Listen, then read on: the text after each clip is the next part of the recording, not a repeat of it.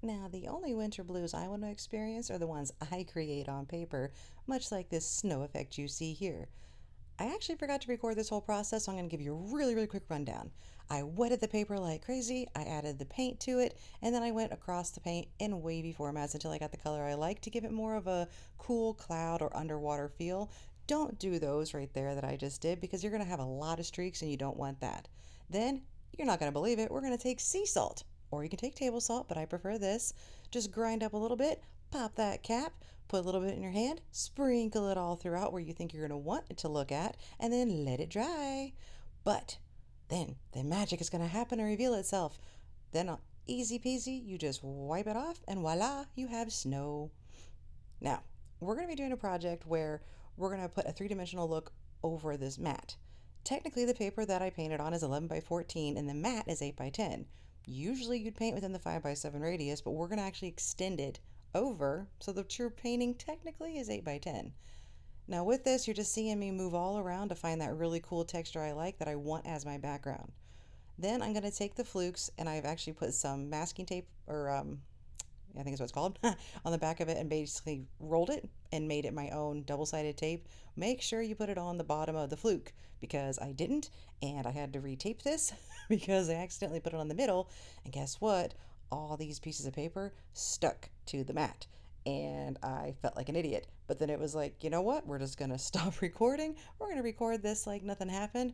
You guys would never know, but I have to be honest with you because it happened. And honestly, it's a great learning experience to know not to do that in the future. One thing is, you may be wondering, the tracing you provided me printed on 8 by 10, what's the issue? Well, it does. However, it doesn't look right to me.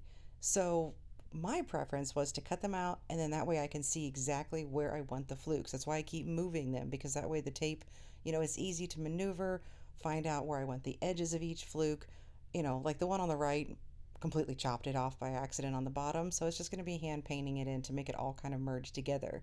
Now, you can honestly take that pattern, make it small, put 3 or 4 snowflakes all over this thing. It's just going to be a lot more tedious because of all the details. But I just went through here, figured out where I liked it, and then slowly just held them down and kind of put them through the mat. That way they are now ready to trace exactly where I wanted on that paper that I had prepared before. Now with it, I am going to be using the Sorel transfer paper. I love this pack that comes on Amazon because it comes in blue, yellow, red, white, and is regular carbon. With any carbon paper, you want to wipe it on your finger just to see where the powdered part is. That's the side you're going to want to put down, otherwise it won't transfer.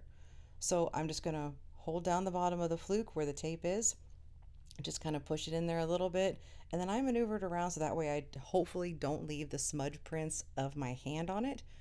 And then I just take a small stylus. I have a whole bunch of different ones. You can just determine which tip you like the most of them, but I think I have them in the description below where you can get like a set of 5 of them that have all kinds of cool different effects to it, so it fits your style of how you would trace easier. Now with this, I am following every single line of it because I want to get the beautiful details of the fluke. Now you may be asking, whose fluke is this? Well, this is actually in memorial of the beautiful Katina that was at SeaWorld Orlando. No matter what your feelings are against parks, zoos, aquariums, whatever it may be, I don't care. I don't want to hear your comments about it. I just want you to understand I am paying tribute to a beautiful soul no matter where she was in life. With this, I am following every little dot, her beauty marks, her little slices on the side, because I do want to pay tribute to this gorgeous whale. She lived almost 50 years old and unfortunately passed right before Christmas. You could just make it and just trace out the basic form of a whale or a dolphin fluke, whatever you want to do with this. This is just what I wanted to do as a project. Now with it, I forgot to show it or actually talk about it because I'm talking over myself while trying to do another tracing. Real quick, I just lifted the bottom of it and then put the tracing paper back in so I could get those bottom marks of her because it wouldn't go through the tape. Here I just took a kneadable eraser and I'm going through and marking off anywhere that my fingerprints actually went through the transfer paper and any other spots. Now I'm going to be honest, this is tedious part. It's not the fastest. Watercolor is not fast to use. I'm actually using Meaden's watercolors, the huge color pack that I got. I went with the, I believe it was the peacock blue. Yes, I believe that's what it was. However, it's not looking like that on the camera. I tried everything to edit this to make it look like it because in person it's more of a very dark teal. Um, on the camera though, it's coming out blue. Either way, it's still pretty. But just know that if you go to open up the Meaden pack and you're like, Carissa, that looks more cerulean blue, not peacock blue. Well, it doesn't matter. You could use hot pink, or that's not even a color on here. Scarlet, why not?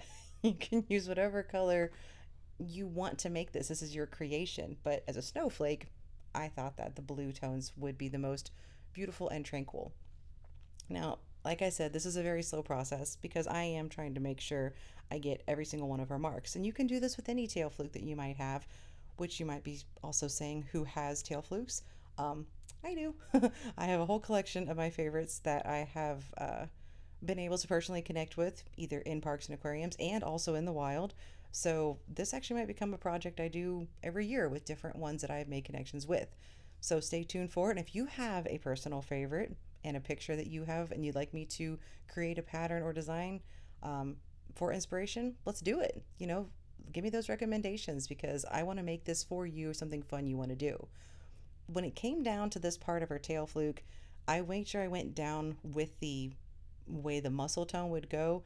It's going to look wonky in the middle connecting all of the tail flukes, but we're going to add some razzle dazzle to the end so it actually makes it really cool and almost you don't even notice its tails until, I mean, unless you really know, because duh, we're doing it. But if anyone's looking at the picture at first, they're like, oh, that's just kind of a cool look.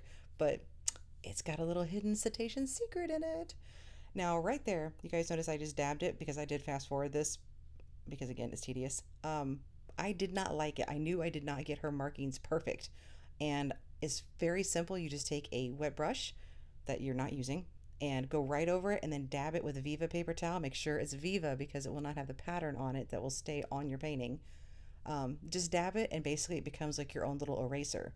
I'm going to let that dry and then go back over it with a transfer paper to make sure again I get those markings as close to hers as I could. And with it here, see, I'm just trying to blend them all to kind of come together in a way. And it's just trial and error, playing with it. Watercolor has its own agenda, but you can move it. You can, you know, adapt it in time. And it's a lot. It's a lot of fun to get with, but it also makes you slow down. Even though I have extremely fast forwarded this for you guys all. Again, right there, you just saw it. I did not like the edge of that tail fluke, so I went in there, dabbed it, letting it dry. We're going to come back to it in a little bit. And that's the great thing about having those tracing stills. You just bring them back. Voila, there's the markings I was missing. And we just keep moving on with the project.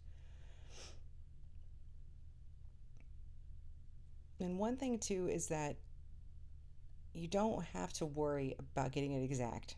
This is just for you. This is just for whatever you want to play with. So just have fun with it. Don't worry if it's not perfect. Now, I've cut the video and came back and I added my glass mat. Make sure you have a glass mat. You can use an X-Acto knife. I'm using a Fiskars knife I've had for years. Just something that's going to cut nicely and not tear any of your paper. I'm taking my mat again to find out exactly where and how far I want to cut down because all we're doing is going along the outline. So I'm still going to follow those little grooves and the edges, those little dips she has, but just basically follow the top of your painting line and just go through really slowly. Don't rush it. Do not cut yourself doing this. Please be careful. But highly, highly suggest a glass mat underneath because it will make the blade easier to go through. If you find out that the paper isn't cutting as easily, just put a little bit more pressure onto it. But then you'll see, like right here, some of the paper started to come up. I just moved it a little bit, or maybe a hair. It probably was Zingman. As you can see, the upper management of ours has sliced and diced me a few times to tell me that I was not doing the job correctly. So his hair is pretty much everywhere. We try to keep it off the art, but you just can't help it sometimes. So anyway, this part I am showing as the slow, tedious process of how to cut. because then I'm going to fast forward again because you guys don't want to watch all of them being done. But just to show you, take your time. We're in no rush. And here I'm just making sure those edges are getting it because I could feel it that the paper was starting to pull. And then you'll just pick it up and you'll be able to push it up a little bit. Right there, it just popped up. And then see where it's pulling? Don't tear the paper. Just take your knife ever so gently and get into where you just start to feel it release. And then just do it again. See, that side actually popped out beautifully. And then I'm going to line it up and see how far down I want to go. Now, it works, but it's not exactly how I wanted it. So I'm going to maneuver it around. And we're just going to take that knife and go down just a little bit more down on the line. And see, we'll just go down the other side. And then you just push it down a little bit. And there it goes. We're just going to add some tape later on. And that's exactly where I wanted that fluke to land. And it doesn't matter if you cut past it a little bit. It's just going to be basically a black or white background, whatever your mat is on the back. No one's going to notice, believe me. But just don't cut all the way, down to the middle part because then you will see some weird slices that might have some explaining to do later on. And with it, right there, I will admit that I heard a chunk and I looked at my blade because I actually thought I chipped my blade. I don't know what it was. I don't know if it was something on my glass mat, but that's where you just saw my whole like, what just happened? Because it's going to happen. Now, here's going to come the fun part, is trying to get all of the flukes out.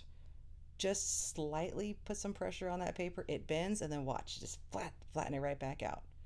And then you just maneuver it around exactly where you want them.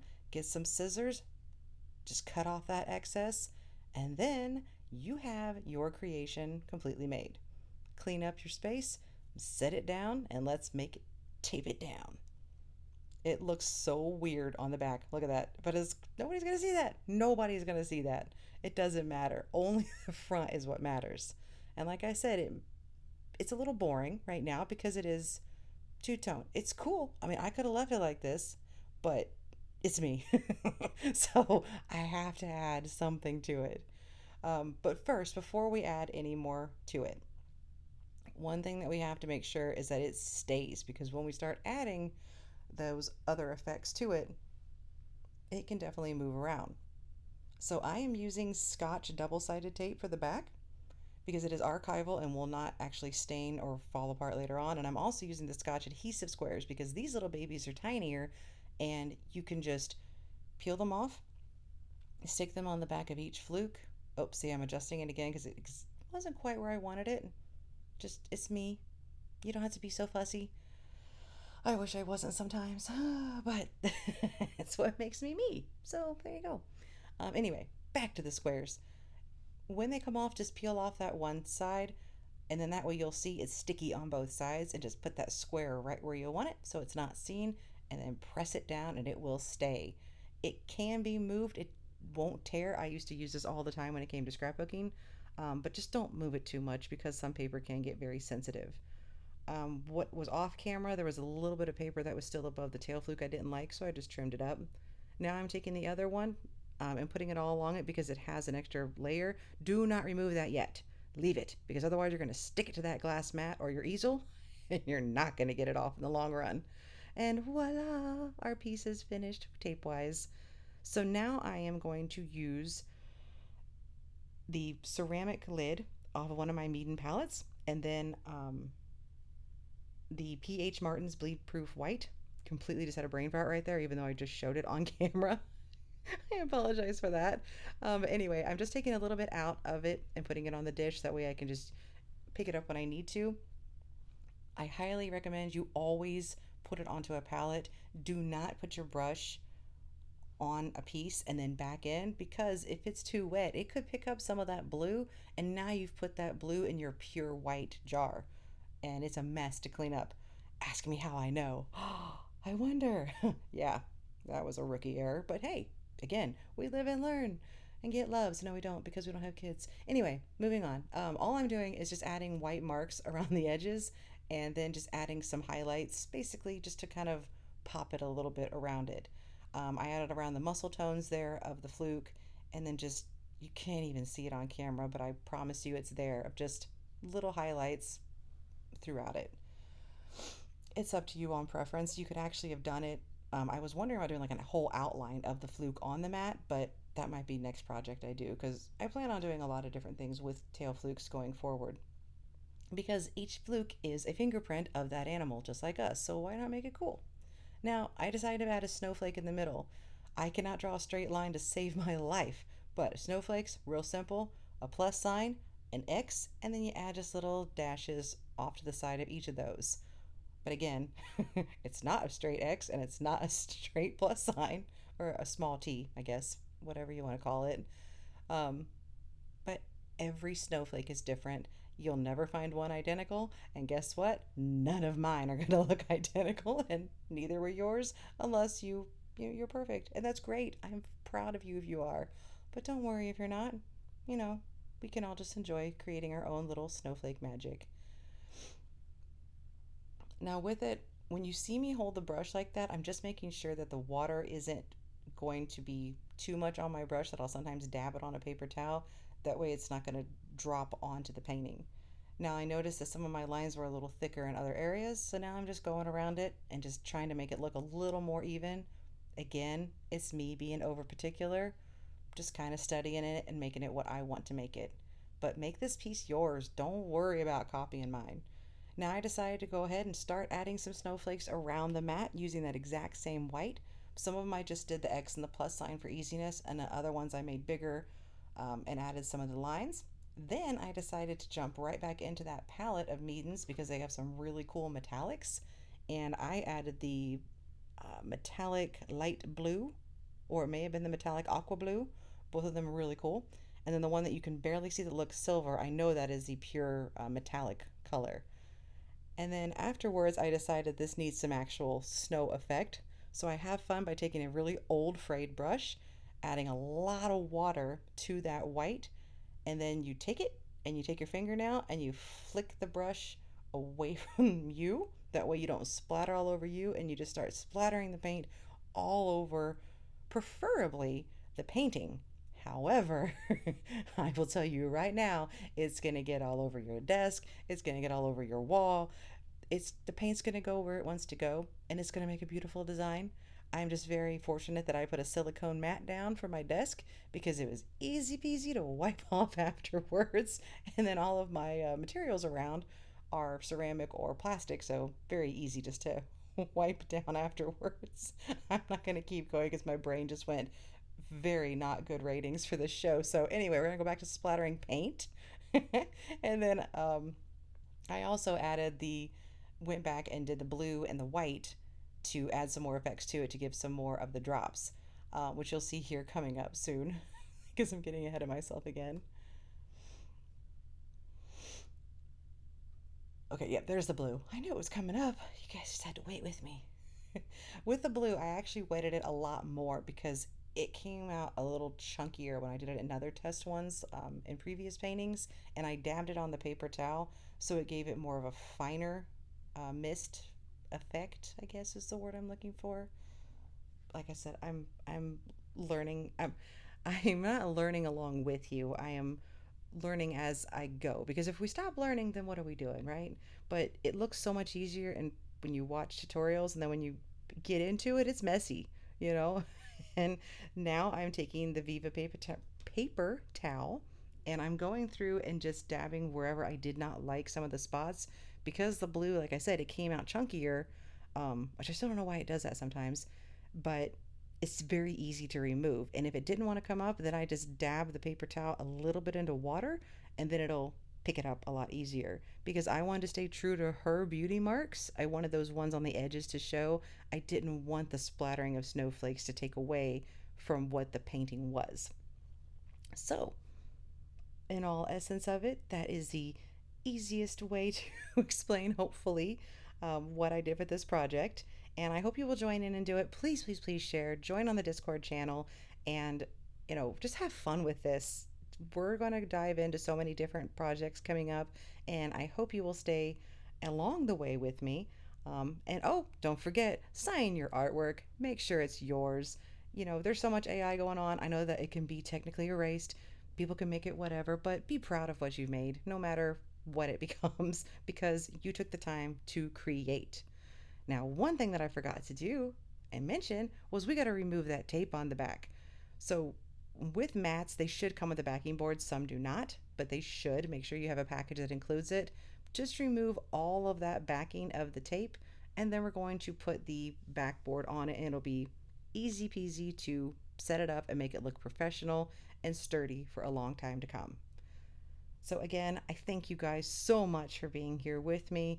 I apologize for my rambling. I hope you enjoy this.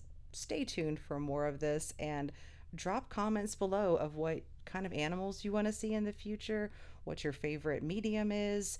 Let's make this enjoyable for you. And make sure when you sign it that you flip it forward so it's actually showing the signature in the right spot.